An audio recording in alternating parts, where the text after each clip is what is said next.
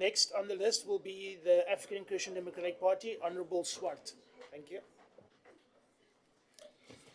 Baie dankie voorsitter. Voorsitter, die ACDP wil graag die nuwe minister en die adjunkminister baie sterkte toewens met hulle aanstelling tot hierdie belangrike pos.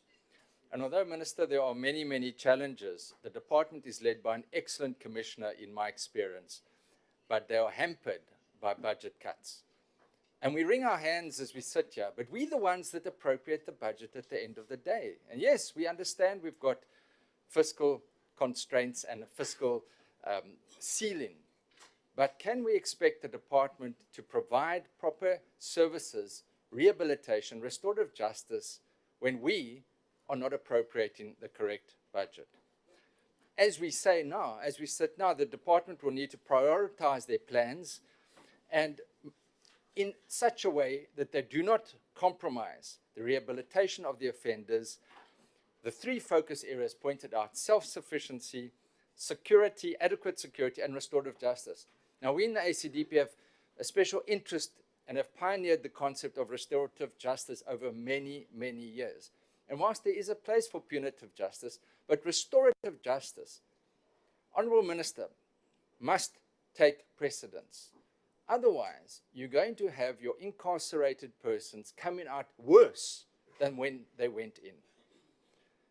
Honourable Minister, overcrowding has been referred to by many members here, and it's a perennial problem. The department is the receiver at the end of the criminal justice chain.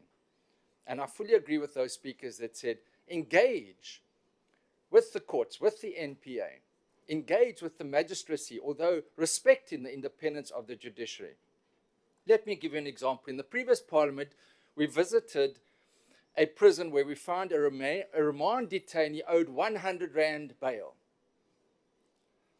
And that person, as an honourable member from Action South Africa, and thank you for your passionate speech, is incarcerated, costing the state 400 Rand per day.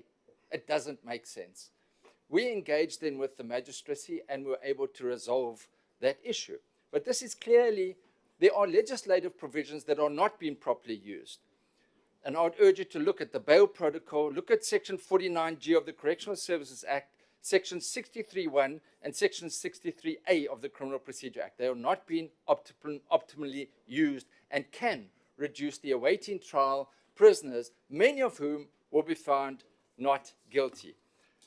In the last few seconds, I would like to thank the officials and thank the judicial Judge Cameron, the inspecting judge, for the incredible work that they are doing under very, very difficult circumstances, and wish the new administration everything of the very best in improving our correctional services for the betterment of all in society. I thank you, House Chair.